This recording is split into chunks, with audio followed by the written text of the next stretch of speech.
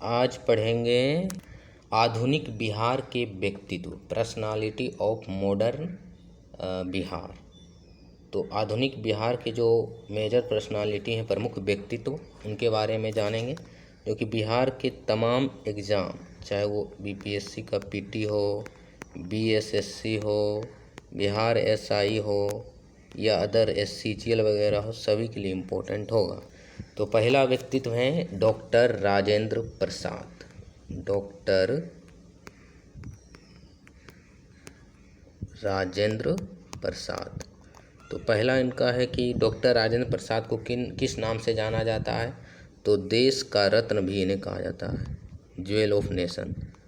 देश रत्न किन्हें कहा जाता है? डॉक्टर राजेंद्र प्रसाद को। इनका जन्म 3 दिसंबर 1884 को बिहार के सारण जिले में, सिवान जिले में जीरादेई नामक गांव में हुआ था। सिवान में जीरादेई में हुआ था। तो देश रत्न डॉक्टर राजेंद्र प्रसाद को कहा जाता है। इनका जन्म सिवान में 3 दिसंबर 1884 को जीरादेई नामक गांव में हुआ था। और इनके पिता का नाम महादेव सहाय था, जो फारसी और संस्कृत के विद्वान थे। महादेव सहाय।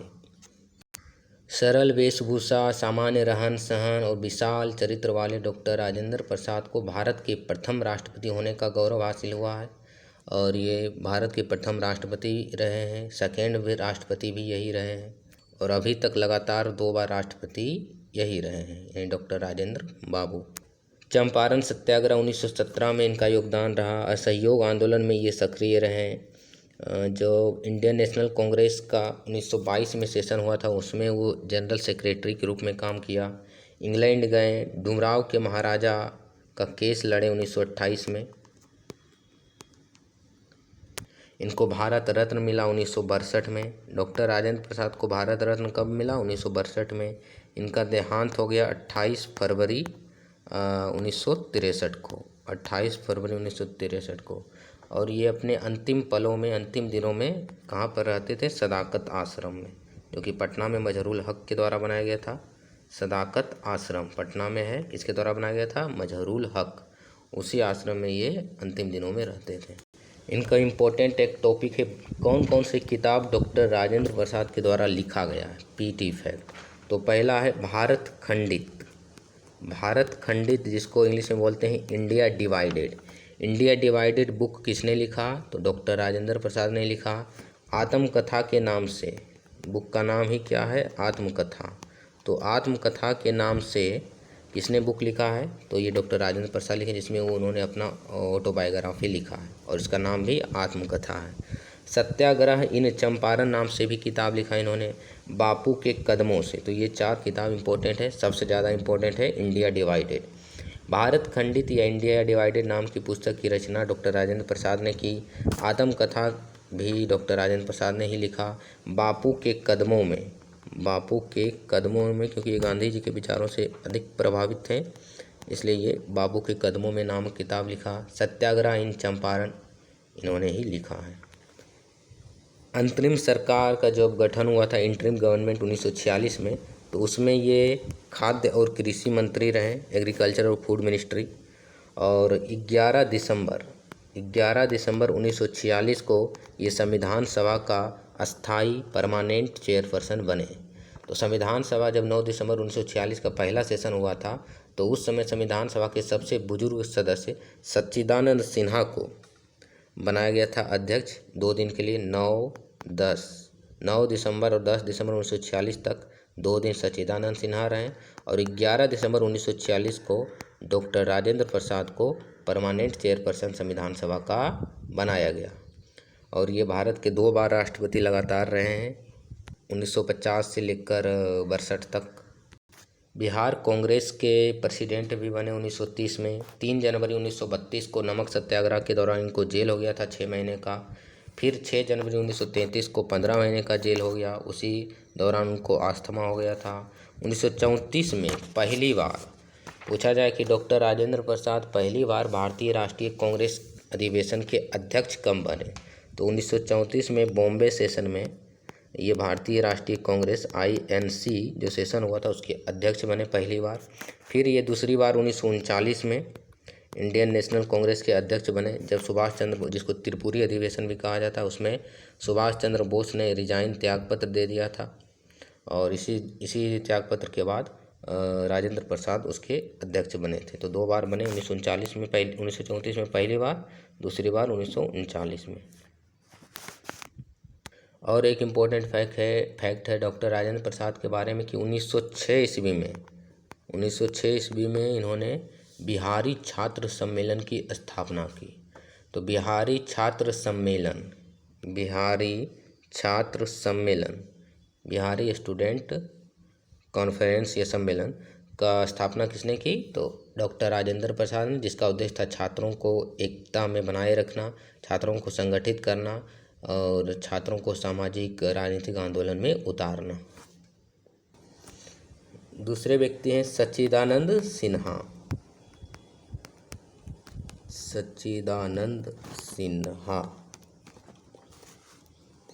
सच्चिदानंद सिन्हा राजनीतिक स्तर पर बिहार को एक पृथक राज्य बनाने की आवाज़ उठाने वाले पहले व्यक्ति थे और इनके प्रयास में इनका महत्वपूर्ण भूमिका है। यानी कि बिहार को एक अलग राज्य बनाया जाए, इसका जो आवाज़ उठाने वाले थे, पुरजोर मांग करने वाले, यही थे सच्चिदानंद सिन्हा। भारत का जब संविधान सभा का गठन हुआ था तो पहला अध्यक्ष कौन बनाए गए थे? यही सच्चिदानंद सिन्हा को पहला अध्यक्ष बनाया गया था 9 दिसंबर 1946 को, वो अस्थायी तौर पर टेम्प्रोरी। और फिर 11 दिसंबर 2 दिन के बाद 11 दिसंबर 1946 को डॉक्टर राजेंद्र प्रसाद को परमानेंट चेयरपर्सन बनाया गया, प्रेसिडेंट बनाया गया कॉन्स्टिट्यूएंट असेंबली का। तो पूछा जाए कि संविधान सभा के पहले अध्यक्ष कौन बनाए गए थे? तो डॉक्टर सच्चिदानंद सिन्हा, जो कि वो अस्थायी रूप से नियुक्त किए गए थे। सच्चिदानंद सिन्हा 1910 के चुनाव में विजय प्राप्त कर केंद्रीय विधान परिषद में प्रतिनिधि निर्वाचित हुए। डॉक्टर सिन्हा यानी सच्चिदानंद सिन्हा ही प्रथम भारतीय थे, फर्स्ट इंडियन थे जिन्हें एक प्रांत का राज्यपाल और हाउस ऑफ लॉर्ड्स का सदस्य बनने का गौरव हासिल हुआ। तो किस भारतीय को पहली बार एक प्रांत का राज्यपाल और हाउस ऑफ लॉर्ड्स का सदस्य बनने का गौरव हासिल हुआ? तो डॉक्टर सच्चिदानंद सिन्हा। डॉक्टर सिन्हा प्रीवी काउंसिल के सदस्य भी थे, प्रीवी काउंसिल के भी ये मेंबर थे। इन्होंने दांडी मार्च, भारत छोड़ो आंदोलन और सविनय अवज्ञा आंदोलन में किसी के भी साथ नहीं जुड़े थे, यानी कि ना तो इनका दांडी मार्च में संबंध है, ना ही भारत छोड़ो आंदोलन, ना ही सविनय अवज्ञा आंदोलन। तो ये संविधान सभा के पहले अध्यक्ष वो अस्थायी रूप से नियुक्त किए गए थे, प्रीवी काउंसिल के मेंबर बनाए गए थे और पहला राज्यपाल बनाया गया था, हाउस ऑफ लॉर्ड्स का मेंबर इनको बनने का गौरव हासिल हुआ। तीसरे व्यक्ति हैं खान बहादुर खुदाबख्श खां। नाम पूरा है खुदाबख्श, जनरली कहा जाता है इन्हें खुदाबख्श खां। इनका इंटरेस्ट था जो पांडुलिपि है भारत का, उसके प्रसिद्ध पांडुलिपियों का संग्रहकर्ता थे ये, और इसी पांडुलिपियों के द्वारा इन्होंने पटना में खुदाबख्श लाइब्रेरी की स्थापना की है। और खुदाबख्श लाइब्रेरी को 1969 में भारत सरकार ने राष्ट्रीय महत्व का दर्जा दिया है। अगले व्यक्तित्व हैं सहजानंद, स्वामी सहजानंद सरस्वती। तो ये किसान आंदोलन के प्रणेता रहे हैं, सन्यासी संत थे। बहुत ही कम उम्र में इन्होंने पढ़ाई छोड़कर ये किसान आंदोलन में कूद पड़े। इनका जन्म गाजीपुर उत्तर प्रदेश में हुआ था, लेकिन जन्म भूमि गाजीपुर है, लेकिन इनका कर्म भूमि है बिहार। किसानों के नेता हैं, भी खासकर बिहार के लिए काम किए। बिहार किसान सभा में इनका महत्वपूर्ण भूमिका रहा। ऑल इंडिया किसान जो सम्मेलन, ये सभा 1936 में ये पहले अध्यक्ष बने थे। पटना में बिहटा में इनका आश्रम भी बनाया गया था। उस समय के कम्युनिकेशन मिनिस्टर रामविलास पासवान ने 2004 में इनके नाम पर ये डाक भी स्टाम्प भी चलाया था। तो बिहटा में जो इन्होंने आश्रम बनाया था, दानापुर के निकट है बिहटा, पटना में, पटना जिले के बिहटा में। तो इनका नाम था श्री सीताराम दास जी द्वारा जमीन दिया गया था। उसी जमीन पर इन्होंने सीताराम आश्रम बनाकर अपना स्थायी निवास किया। इन्होंने बिहार किसान सभा की स्थापना की तथा छोटे किसानों और खेतिहर मजदूर के अधिकारों की रक्षा के लिए आंदोलन का नेतृत्व भी किया। स्वामी सहजानंद सरस्वती के द्वारा लिखे गए कुछ बुक, जैसे उनका आत्मकथा का नाम है मेरा जीवन संघर्ष, स्ट्रगल ऑफ माई लाइफ, मेरा जीवन संघर्ष आत्मकथा किसने लिखा? स्वामी सहजानंद सरस्वती। दूसरा है किसान क्या करे, किसान क्या करे स्टोरी है, इन्होंने ही लिखा। तीसरा है हुंकार, चौथा तीसरा हुंकार, हुंकार नाम का जर्नल या पत्रिका स्वामी सहजानंद सरस्वती ही पब्लिश किए थे। अगला है बिहार केसरी जिन्हें कहा जाता है डॉक्टर श्री कृष्ण सिंह।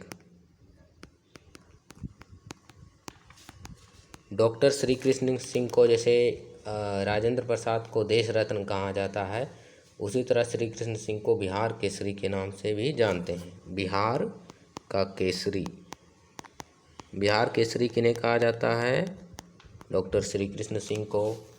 इन्हें आधुनिक बिहार के निर्माता के रूप में भी जाना जाता है। बिहार में स्वराज दल की स्थापना, बिहार में 1923 में स्वराज पार्टी या स्वराज दल की स्थापना किसने की? तो डॉक्टर श्री कृष्ण सिंह ने स्वराज दल की स्थापना की थी 1923 में।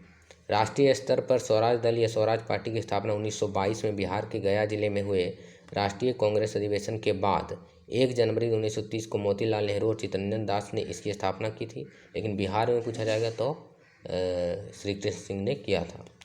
स्वतंत्रता के बाद ये बिहार राज्य के पहले मुख्यमंत्री भी बने थे। जब भारत स्वतंत्र हुआ तो बिहार के पहले मुख्यमंत्री डॉक्टर श्री कृष्ण सिंह थे। एक सक्रिय स्वतंत्रता सेनानी के रूप में बिहार में नमक सत्याग्रह में इनकी अग्रणी भूमिका रही। 1937 में डॉक्टर श्री कृष्ण सिंह कांग्रेस मंत्रिमंडल के अध्यक्ष भी रहे थे। इनका जन्म पूछा जाएगा तो 8 प्रेजेंट शेखपुरा जिला, जो कि पहले मुंगेर के अंतर्गत आता था, तो शेखपुरा जिला में हुआ था। मऊर गांव में, शेखपुरा के मऊर विलेज में इनका जन्म हुआ। श्री कृष्ण सिंह ने गंगा नदी के किनारे कसम खाया था, एक हाथ में भगवत गीता और दूसरे हाथ में तलवार लेकर, कि हम देश की सेवा के लिए हमेशा तैयार हैं। इनका जो प्रभाव पड़ा इन पर, तिलक, बाल गंगाधर तिलक का, घोष का, गांधी जी का होम रूल आंदोलन 1916 में भी इन्होंने भाग लिया। 1921 में जेल भी हुआ उनको। सुल्तानगंज पुलिस स्टेशन नमक सत्याग्रह के दौरान सुल्तानगंज पुलिस स्टेशन में पुलिस के द्वारा इन पर निर्मम रूप से बर्बरता रूप से पेश आया गया सुल्तानगंज पुलिस स्टेशन में। मोहम्मद यूनिस के बाद ये बिहार के पहले पीएम हैं। उस समय पीएम कहा जाता था सीएम को, तो 1937 में। 1942 में फिर जेल गए इन्होंने। जमींदारी उन्मूलन में इनका उल्लेखनीय योगदान है।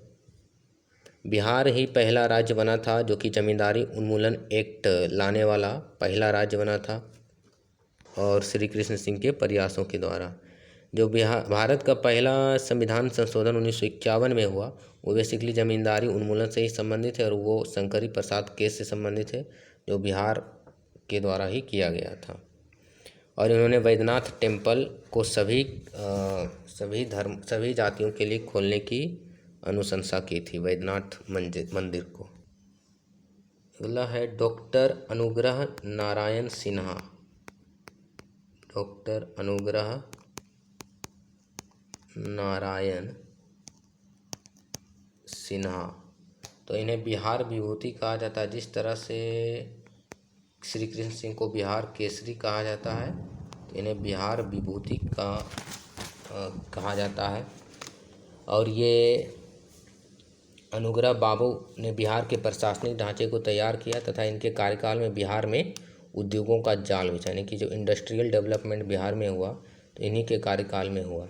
वे भारत के स्वतंत्रता सेनानी, शिक्षक और कुशल राजनीतिक थे। इन्होंने महात्मा गांधी और डॉक्टर राजेंद्र प्रसाद के साथ चंपारण सत्याग्रह में महत्वपूर्ण भूमिका भी निभाई। और ये जो रामगढ़ कांग्रेस कमेटी गठित हुआ था 1940 में, उसमें जनरल सेक्रेटरी भी रहे। अबुल कलाम आज़ाद उसमें प्रेसिडेंट थे। उसके बाद फिर नहीं हुआ क्योंकि ये सेकेंड वर्ल्ड वार चल रहा था उस समय। तो बिहार विभूति इनको कहा जाता है। बिहार विद्यापीठ में इन्होंने हिस्ट्री के टीचर के रूप में भी काम किया। पटना हाई कोर्ट में लीगल प्रैक्टिस भी किया। अगला है कर्पूरी ठाकुर। कर्पूरी ठाकुर, इन्हें 2024 में 5 लोगों को भारत रत्न मिला, उनमें से एक कर्पूरी ठाकुर भी हैं। तो 5 लोग कौन कौन हैं जिन्हें 2024 में भारत रत्न मिला? तो लाल कृष्ण आडवाणी हैं, कर्पूरी ठाकुर हैं, नरसिम्हा राव हैं, चौधरी चरण सिंह हैं और MS स्वामीनाथन हैं। कर्पूरी ठाकुर को टाइटल दिया है जननायक। जननायक किन्हें कहा जाता है? कर्पूरी ठाकुर को। जैसे लोकनायक कहा जाता है जेपी को, जयप्रकाश नारायण को, उसी तरह कर्पूरी ठाकुर को जननायक कहा जाता है। इनका जन्म पितौंजिया, समस्तीपुर के पितौंजिया, बिहार के समस्तीपुर जिला के पितौंजिया नामक गांव में हुआ था, जिसे अब कर्पूरी ग्राम कहा जाता है। 2 बार सीएम रह चुके हैं बिहार के। तो कर्पूरी ठाकुर बिहार के 2 बार सीएम रह चुके हैं, एक 1970 से 71 में और फिर 1977 में, कम टाइम के लिए। इन्होंने ग्रेजुएशन की पढ़ाई छोड़कर क्विट इंडिया मूवमेंट, जो भारत छोड़ो आंदोलन 1942 में भाग लिया। इन्होंने आमरण अनशन भी किया था टेल्को वर्कर के लिए। शराबबंदी बिहार में लागू पहली बार इन्होंने ही किया था। कर्पूरी ठाकुर का ही योगदान है अल्कोहल प्रोहिबिशन को लेकर। और संविधान का कौन सा आर्टिकल है जो कहता है कि अल्कोहल को बैन करना चाहिए? तो आर्टिकल 47, जो कि डीपीएसपी का भाग है। आर्टिकल 47 राज्य के नीति निर्देशक तत्व के अंतर्गत एक अनुच्छेद है जिसमें कहा गया है कि अल्कोहल प्रोहिबिशन करना चाहिए।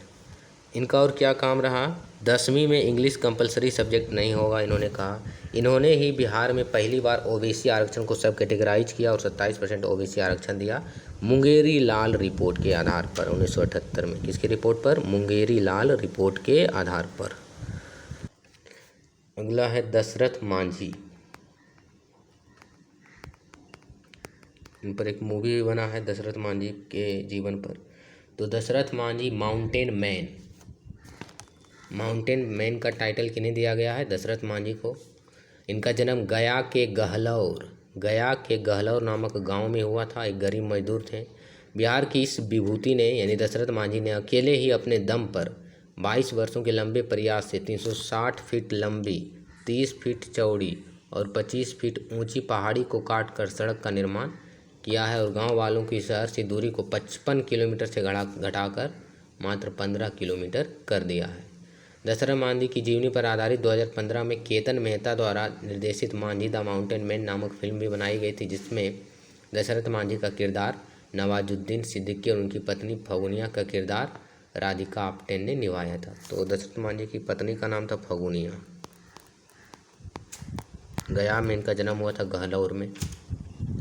अगला इम्पोर्टेंट है भोला पासवान शास्त्री। भोला पासवान शास्त्री। तो भोला पासवान शास्त्री एक स्वतंत्रता सेनानी थे, बिहार के पहले दलित मुख्यमंत्री। बिहार के फर्स्ट दलित मुख्यमंत्री कौन हैं? भोला पासवान शास्त्री। भारतीय राष्ट्रीय आंदोलन के समय भोला पासवान शास्त्री ने पूर्णिया से इन्होंने एक हिंदी साप्ताहिक पत्रिका का संपादन किया जिसका नाम है राष्ट्र संदेश। ये इम्पोर्टेंट हो जाता है कि राष्ट्र संदेश नामक पत्रिका का पूर्णिया से संपादन किसने किया? तो भोला पासवान शास्त्री जी ने किया। भोला पासवान शास्त्री 3 बार बिहार के मुख्यमंत्री बने, लेकिन तीनों बार अल्प समय तक ही पद को सुशोभित किया इन्होंने, मतलब कम समय के लिए रहा 3 बार। भोला पासवान शास्त्री सादगी से भरे और निष्ठावान व्यक्ति थे, इसलिए इन्हें राजनीति का संत भी कहा जाता है। तो राजनीति का संत ऑफ पॉलिटिक्स का दर्जा किन्हें दिया गया है? भोला पासवान शास्त्री को। नेक्स्ट है बीपी मंडल, जो कि मंडल कमीशन के अध्यक्ष भी बनाए गए थे। तो बीपी मंडल का पूरा नाम है बिंदेश्वरी प्रसाद मंडल। बीपी मंडल अल्प समय के लिए 1968 ईस्वी में मुख्यमंत्री रहे हैं। बिहार का 7वां मुख्यमंत्री के रूप में इन्होंने काम किया, बहुत ही कम समय के लिए। इन्हें 1978 ईस्वी में तत्कालीन प्रधानमंत्री मोरारजी देसाई द्वारा गठित 5 सदस्यीय नागरिक अधिकार आयोग का अध्यक्ष भी बनाया गया था। और जो फर्स्ट ओबीसी कमीशन, पहला बीसी कमीशन पिछड़ा आयोग कब बनाया गया था? तो ये काका कालेलकर कमीशन इसको बोलते हैं। काका Kalelkar commission first BC commission है। सेकेंड बीसी कमीशन पूछा जाएगा तो वो मंडल कमीशन है, जिसकी अध्यक्षता बीपी मंडल ने किया था। और इसी मंडल कमीशन की सिफारिश पर जो 27% ओबीसी आरक्षण दिया जाता है, ये दिया जाता है। इन्होंने जो मंडल कमीशन की सिफारिश को लागू किया था बीपी सिंह ने। अगला है कुंवर सिंह, बाबू कुंवर सिंह। ये जगदीशपुर भोजपुर में इनका जन्म हुआ था। ये जगदीशपुर के ज़मींदार थे। जब पटना में 3 जुलाई को पीर अली के नेतृत्व में ये विद्रोह किया गया 1857 में, जिसमें पटना के कमिश्नर विलियम टेलर थे। और साथ ही साथ दानापुर में सैनिकों ने 25 जुलाई 1857 को विद्रोह किया था। उसमें से विलियम टेलर ने डेनवर को भेजा आरा को यानी कि जगदीशपुर में जो आरा में कि गोबर सिंह से उसको मतलब आज़ाद करवाया जाए, उससे छीना जाए। डेनवर को भेजा गया था, डेनवर को। तो डेनवर कुंवर सिंह से हार गए। फिर बाद में आयर को भेजा गया, और फिर आयर और कुंवर सिंह के बीच मुकाबला हुआ, जिसमें कुंवर सिंह आयर, इसमें थोड़ा सा कुंवर सिंह को मतलब कि भारी पड़े आयर कुंवर सिंह पर। फिर गंगा नदी के पार करने के दौरान इनको ब्रिगेडियर डगलस, ये पूछा जाता है क्वेश्चन कि किस ब्रिगेडियर ने कुंवर सिंह पर गोली चलवाई थी। तो ब्रिगेडियर डगलस ने गोली चलवाई थी, जिसमें उनको शायद बायां हाथ में गोली लग गई थी, जिसके कारण वो गंगा नदी में ही अपना बायां हाथ काट कर फेंक दिया था कुंवर सिंह ने, डगलस की गोली लगने के बाद। और इन्होंने 23 अप्रैल 1858 को जगदीशपुर के पास अंतिम लड़ाई लड़ी और कंपनी के सैनिकों को खदेड़कर जगदीशपुर किले से अंग्रेज़ों का झंडा था यूनियन जैक, उसको उतार दिया। और फिर इसके 3 दिन के बाद 26 अप्रैल 1858, तो ये डेट पूछा जाता है कि कब इनकी मृत्यु हुई। तो 26 अप्रैल 1858 को इनकी मृत्यु हुई, वीरगति को प्राप्त हुए ये। अगला है जगजीवन राम, बाबू जगजीवन राम। तो जगजीवन राम सक्रिय स्वतंत्रता सेनानी, भारत के प्रथम दलित उप प्रधानमंत्री एवं राजनेता थे। ये 1937 में बिहार के प्रथम कांग्रेस मंत्रिमंडल में शामिल हुए तथा स्वतंत्रता के बाद कई बार अलग अलग विभागों में मंत्री रहकर देश की सेवा की। 1946 में पंडित जवाहरलाल नेहरू के नेतृत्व में गठित प्रथम लोकसभा में बाबू जगजीवन राम को श्रम मंत्री का पद ग्रहण किया इन्होंने। और ये डेप्यूटी पीएम भी रह चुके हैं इंडिया के 1977 में। इंटरिम गवर्नमेंट में ये श्रम मंत्री थे। गांधी जी के विचारों से ये प्रभावित थे।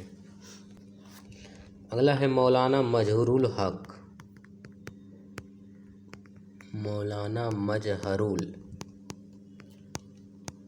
हक। तो इनका जन्म पटना जिले के मनेर थाने में ब्रह्मपुर नामक गांव में हुआ था। मनेर थाना ब्रह्मपुर नामक गांव में।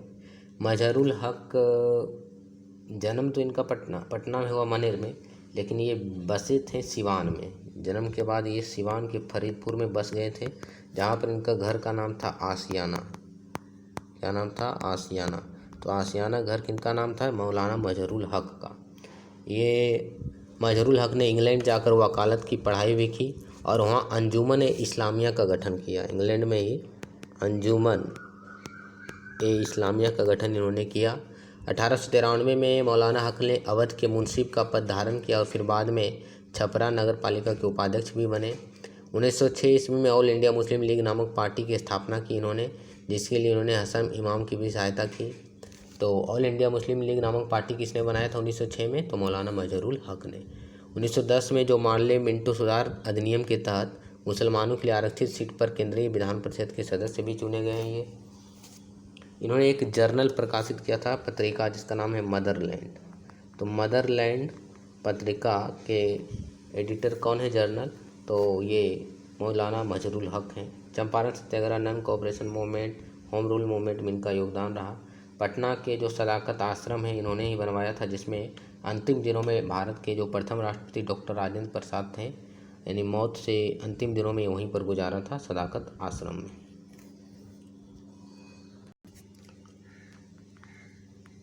अगला है मौलाना अबुल कलाम आज़ाद, अबुल कलाम आज़ाद। इनका जन्म सऊदी अरबिया के मक्का में हुआ था 1888 में, मक्का में। इन्होंने 2 अखबार को शुरू किया था, जिसका नाम है, उर्दू अखबार था अल हिलाल और अल बलाग। अल हिलाल और अल बलाग के जो प्रकाशन में किसका योगदान रहा? तो मौलाना अबुल कलाम आज़ाद का। और ये इंडियन नेशनल कांग्रेस, भारतीय राष्ट्रीय कांग्रेस का जो स्पेशल सेशन हुआ था दिल्ली में 1923 में, वो उसके चेयरपर्सन रहे। रामगढ़ सेशन जो 1940 में हुआ हजारीबाग में, झारखंड में, उसमें भी ये प्रेसिडेंट के रूप में काम किया, एजुकेशन मिनिस्टर के रूप में काम किया। और इनकी मृत्यु के बाद इन्हें दिल्ली के जामा मस्जिद में दफनाया गया। अगला है जयप्रकाश नारायण।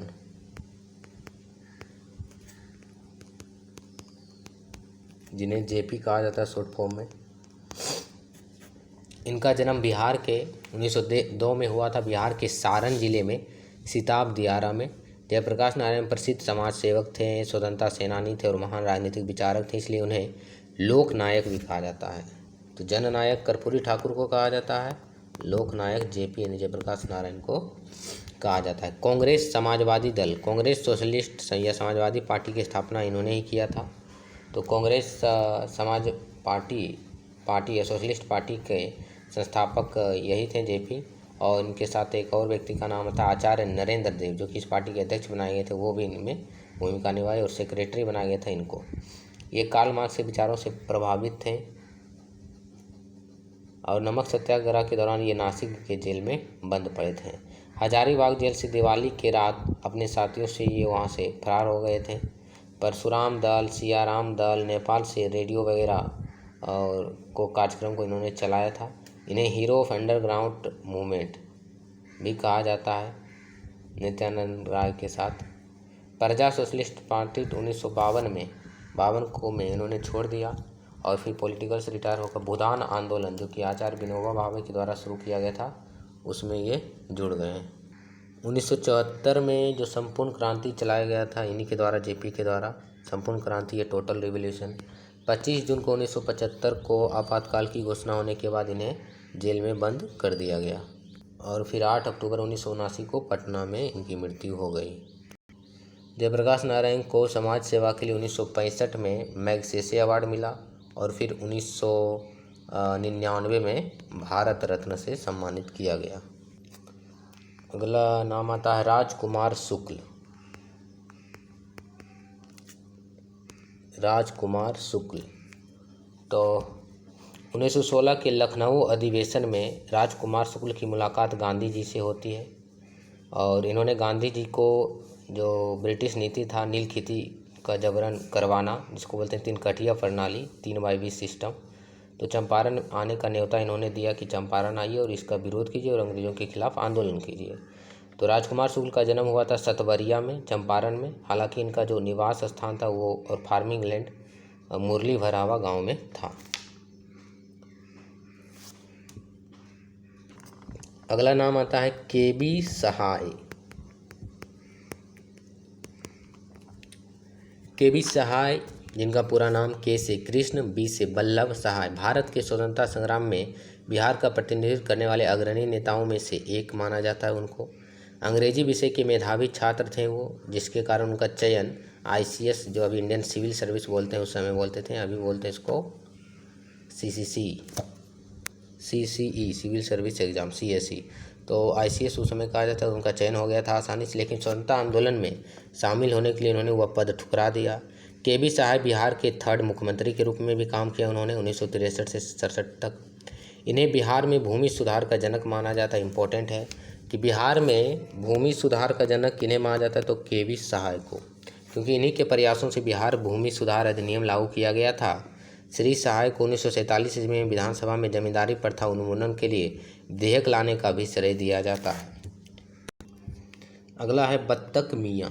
कौन है बत्तख मियाँ?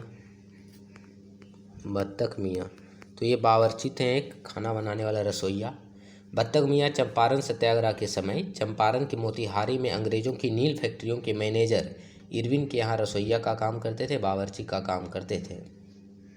1917 में जब गांधी जी बिहार के चंपारण में नील की खेती करने वाले किसानों की दुर्दशा जानने के लिए आए थे, तब उस समय के अंग्रेज़ों की फैक्ट्रियों के मैनेजर इरविन ने गांधी जी को रात के खाने पर आमंत्रित किया था और इरविन गांधी जी को मीठी जहर देकर मारना चाहता था। इसके लिए मैनेजर इरविन ने अपने रसोइया बत्तख मियाँ अंसारी को दूध में जहर मिलाकर गांधी जी को पीने के लिए देने को कहा, लेकिन बत्तख मियाँ ने शुरुआत में मना कर दिया।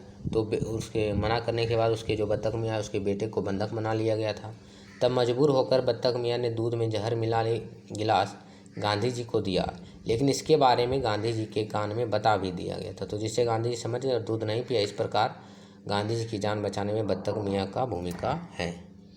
तो बत्तख मियाँ ने गांधी जी की जान बचाई थी, एक रसोइया था। अगला है रामचंद्र मांझी। रामचंद्र मांझी का जन्म 1925 में बिहार के छपरा में हुआ था। इन्होंने लौंडा नाच की परंपरा को मजबूत किया तथा भिखारी ठाकुर की परंपरा को जीवित रखने में विशेष योगदान दिया है। वर्ष 2017 में इन्हें संगीत नाटक अकादमी पुरस्कार से सम्मानित भी किया गया। वर्ष 2021 में केंद्र सरकार द्वारा इन्हें पद्मश्री भी दिया गया है, रामचंद्र मांझी को।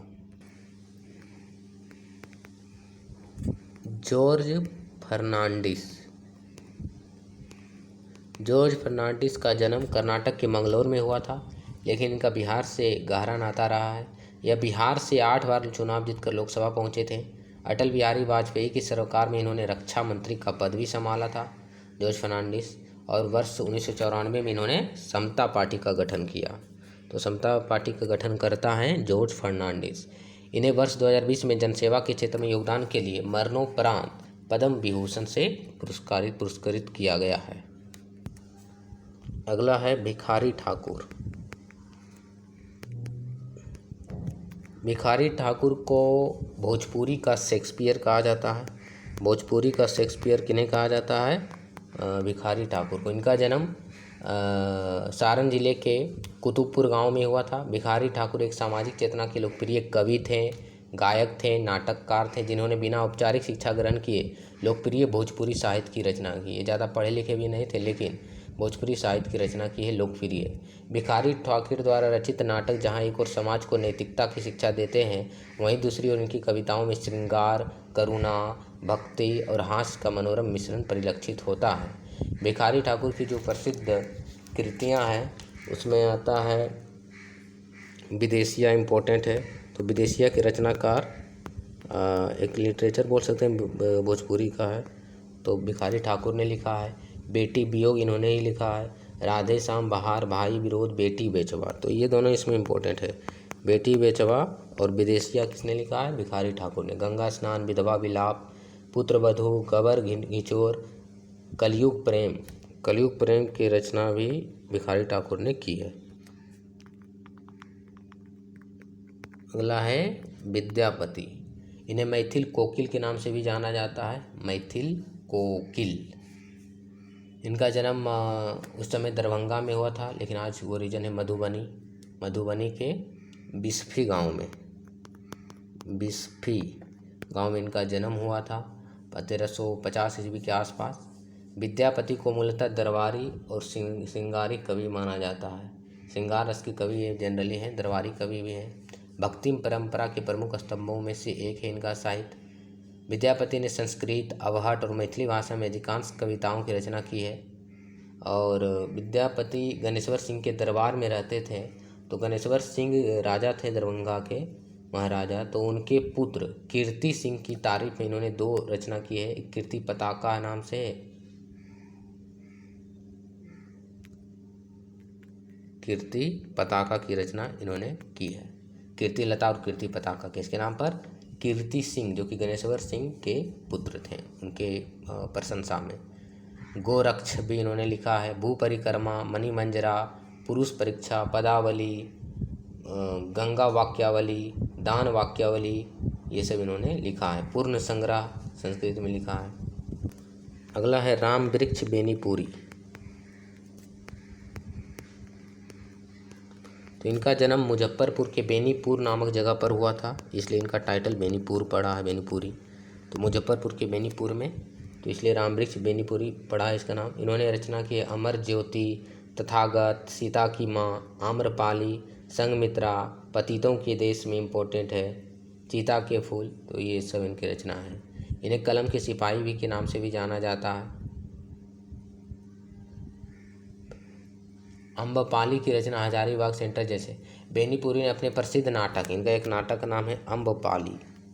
अम्बपाली एक नाटक है जिसको रामवृक्ष बेनीपुरी ने लिखा है। कहाँ से? हजारीबाग सेंट्रल जेल से की थी। 1957 ईस्वी में रामवृक्ष बेनीपुरी बिहार विधानसभा के लिए चुने गए। बेनीपुरी ने कई सामाजिक, साप्ताहिक तथा अंशकालिक पत्रिकाओं का सफल संपादन किया है। माटी की मूर्तें, लाल तारा, संघमित्रा, शकुंतला, ये सब इन्होंने लिखा है। तथागत इम्पोर्टेंट है। गांव के देवता। अगला है गुरु गोविंद सिंह, जो कि सिखों के अंतिम गुरु और 10वें गुरु माने जाते हैं। सिखों के 10वें वो अंतिम गुरु गुरु गोविंद सिंह है। इनका जन्म 22 दिसंबर 1666 ईस्वी को पटना सिटी में हुआ, पटना में। और ये इन्होंने खालसा पंथ की स्थापना की थी 1699 में। तो खालसा पंथ के फाउंडर कौन हैं? तो खालसा पंथ के फाउंडर हैं गुरु गोविंद सिंह। इनका जन्म मृत्यु 1708 ईस्वी में हो गया। फादर का नाम है इनका तेग बहादुर। गोविंद सिंह के 4 पुत्र थे। कितने? जैसे इसमें पहले गुरु कौन थे सिख के पहले गुरु? तो पहले गुरु थे गुरु नानक, सेकेंड अंगद, उसी तरह 10वां और अंतिम गुरु गुरु गोविंद सिंह। गुरु गोविंद सिंह के 4 पुत्र थे, जिसमें अजीत सिंह, जोरावर सिंह, जुझार सिंह और फतेह सिंह का नाम आता है। जुझार सिंह और अजय सिंह की मृत्यु चमकौर युद्ध, जो कि मुगल और सिख के बीच हुआ था, उसमें इनके शहीद हो जाते हैं। और बच जाते हैं जोरावर सिंह और फतेह सिंह को सरहिंद के नवाब वजीर खान ने दीवार पर जिंदा चुनवा दिया था। तो किसने? सरहिंद के नवाब के ऑर्डर पर, वजीर खान के ऑर्डर पर गुरु गोविंद सिंह के 2 पुत्र जोरावर सिंह और फतेह सिंह को जिंदा चुनवा गया था। और इसी की याद में जब इनकी मृत्यु हो गई थी 26 दिसंबर 1705 को चुनवाने से इनकी मृत्यु हो गई। तो इसलिए 26 दिसंबर को प्रत्येक वर्ष वीर बाल दिवस मनाया जाता है। तो वीर बाल दिवस कब मनाया जाता है? 26 दिसंबर के दिन, क्योंकि इनका मृत्यु हुआ था इसी दिन। किनका? जोरावर सिंह और फतेह सिंह का। अगला है विंध्यवासिनी देवी।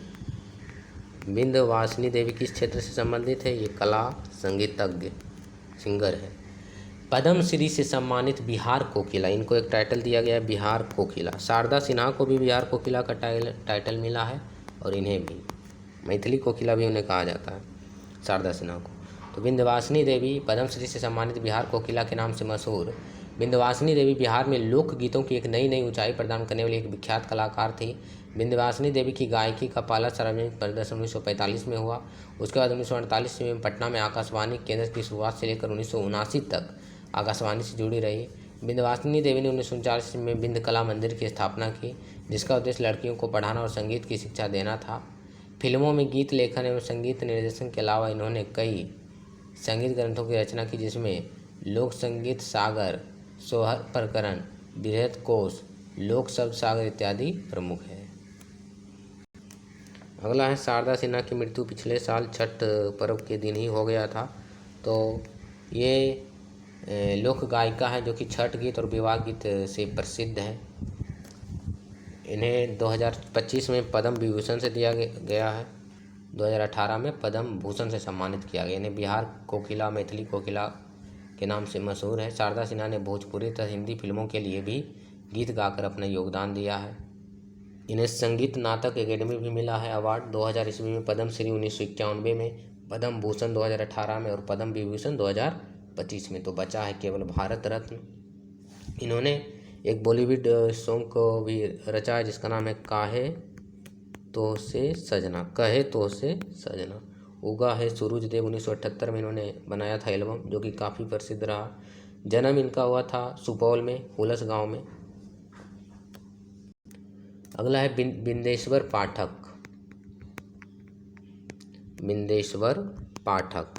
तो पूछा जाता है कि सुलभ इंटरनेशनल के फाउंडर कौन है? तो सुलभ इंटरनेशनल के फाउंडर हैं बिंदेश्वर पाठक। 1970 में इसकी स्थापना की थी, जिसका उद्देश्य था कि कम दाम पर सुलभ पेयजल प्रोवाइड करना। ये दरभंगा से स्टार्ट किया था इसकी योजना को। इन्होंने एक किताब लिखा है road to freedom. Pir Ali Patna city में एक पुस्तक विक्रेता थे और साथ ही क्रांतिकारी गतिविधियों में भी शामिल थे। क्या थे ये? बुक सेलर थे पटना सिटी में। 1857 के विद्रोह के दौरान इन्होंने अपने साथियों के साथ संघर्ष किया, परंतु गिरफ्तार हो जाने के कारण इन्हें फांसी दे दी गई थी। पटना के कमिश्नर टेलर ने जब फांसी से पहले पीर अली से कहा कि तुम अगर अपने नेताओं और साथियों के नाम बता दो तो तुम्हारी जान बच सकती थी। इस पर पीर अली का जवाब था, जिंदगी में कई ऐसे मौके आते हैं जब जान बचाना जरूरी होता, पर जिंदगी में ऐसे मौके भी आते हैं जब जान दे देना भी जरूरी हो जाता है, और ये वक्त जान देने का है। ये पीर अली ने कहा था। पीर अली को उनके कई साथियों के साथ 7 जुलाई 1857 को बीच सड़क पर फांसी पर लटका दिया गया था। राम दुलारी देवी, जो बहुत सारे मिनिस्ट्री में काम किया, लेबर ऑर्गेनाइजेशन से जुड़ी रही, और ये पहली महिला है बिहार की पहली महिला जिसने एमए डिग्री को प्राप्त किया था, एमए मास्टर ऑफ आर्ट्स। और बिहार की पहली महिला जो किसी राज्य की राज्यपाल बनी तो यही थी राम दुलारी देवी, जो कि केरल का राज्यपाल बनी थी। अगला है रामधारी सिंह दिनकर। रामधारी सिंह दिनकर, इनका जन्म 1908 ईस्वी में बेगूसराय जिले के सिमरिया गांव में हुआ था, जिसे दिनकर ग्राम कहा जाता है। दिनकर की इन्हें राष्ट्रकवि भी कहा जाता है। पटना यूनिवर्सिटी से इन्होंने भागलपुर यूनिवर्सिटी के वाइस चांसलर के रूप में भी काम किया। सब रजिस्ट्रार भी थे ये, राज्यसभा के मेंबर भी बने थे। इनकी महत्वपूर्ण कृतियाँ पूछा जाता है। इन्होंने देश राष्ट्र प्रेम से ओतप्रोत कविताएं लिखी, श्रृंगार रस और प्रेम को समर्पित भी उर्वशी जैसी कविता लिखी।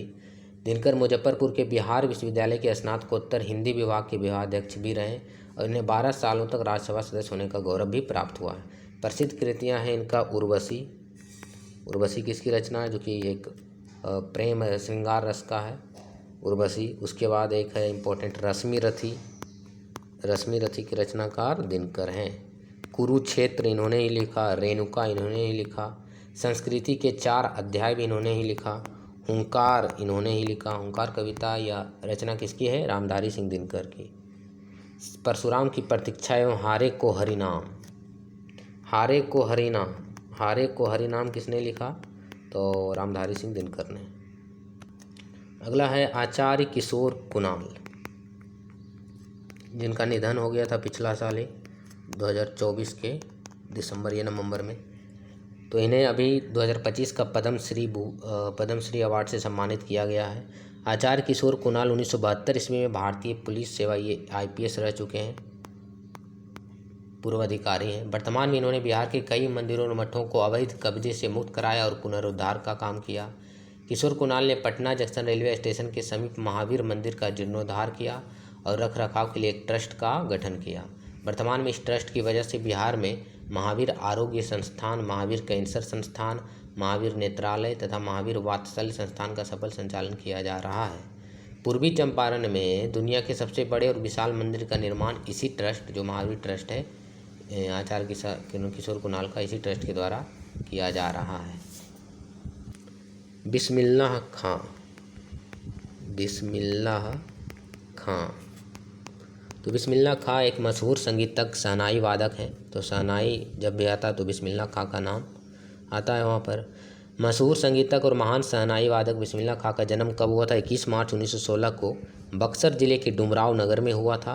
बिस्मिल्लाह खां का वास्तविक नाम कमरुद्दीन खां था और कम उम्र में ही इन्होंने मशहूर संगीतज्ञ के रूप में प्रसिद्धि हासिल कर ली थी।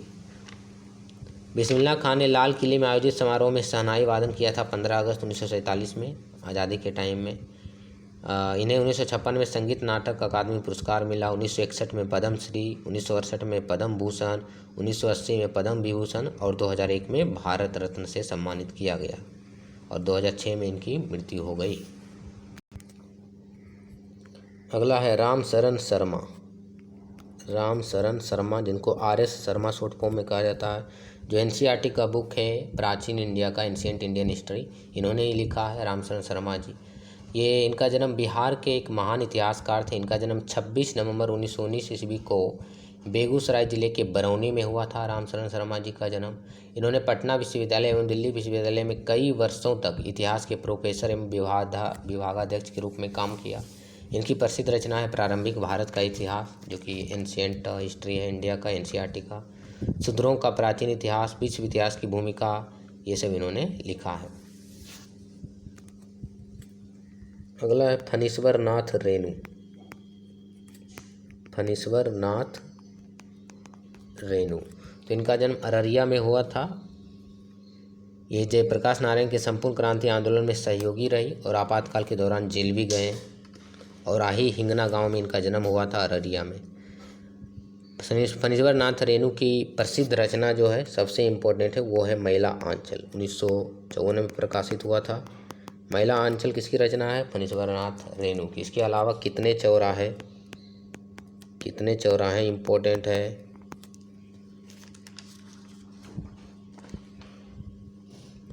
अन्य में है तीसरी कसम, इस पर फिल्म भी बन चुकी है। फणीश्वर नाथ रेणु की एक कीर्ति है, रचना है तीसरी कसम, इस पर फिल्म भी बन चुकी है। ठुमरी, आदिम रात्रि की महक, जुलूस, पलटू बाबा रोड, दोपहर की धूप, और इंग्लिश में भी इन्होंने कुछ लिखा है जैसे पंच लाइट। तो ये इम्पोर्टेंट हो जाता है। पंच लाइट किसके द्वारा लिखा गया है? तो ये फणीश्वर नाथ रेणु के द्वारा लिखा गया है पंच लाइट। टेल ऑफ वेस्टलैंड भी इन्होंने लिखा अंग्रेजी में। गुरु गोविंद सिंह के बारे में एक बात और है कि गुरु गोविंद सिंह ने सिखों के लिए 5 चीज़ें अनिवार्य कर दिया कि 5 चीज़ें कंपलसरी है सिखों के लिए, जिसको पंच ककार कहा गया। पंच ककार यानी कि क से स्टार्ट होता है तो क आकार, इसलिए क से स्टार्ट होने वाला 5 चीज़ें। केस, बाल होना चाहिए, कंघा, कड़ा, कृपान और कच्छा, ये 5 चीज़ें सिखों के लिए अनिवार्य है। भगवती देवी, भगवती देवी कौन थी? तो ये राजेंद्र प्रसाद की बहन थी। 1942 के भारत छोड़ो आंदोलन में महिला जुलूस के नेतृत्व किया, महिलाओं का संगठित करने का काम किया। सुनीति देवी, सुनीति देवी, ये सुनीति देवी, राधिका देवी, ये पुरुष के वेश में सड़कों पर चलते थे, साइकिल पर भ्रमण करते थे और लोगों को आंदोलन के विरोध में एकजुट करने का काम किया। प्रभावती देवी, तो ये लोकनायक जयप्रकाश नारायण की पत्नी थी। जब जेपी विज्ञान के अध्ययन के लिए अमेरिका चले गए थे तो उस दौरान वो गांधी जी के आश्रम में रही बहुत दिनों तक, और वहाँ उन्होंने अपने आप को पूर्णतः कस्तूरबा गांधी के लिए समर्पित कर दिया, और कस्तूरबा गांधी उन्हें अपनी बेटी की तरह मतलब मानती थी, प्रभावती देवी को। प्रभावती देवी का कमला नेहरू के साथ भी घनिष्ठ संबंध था।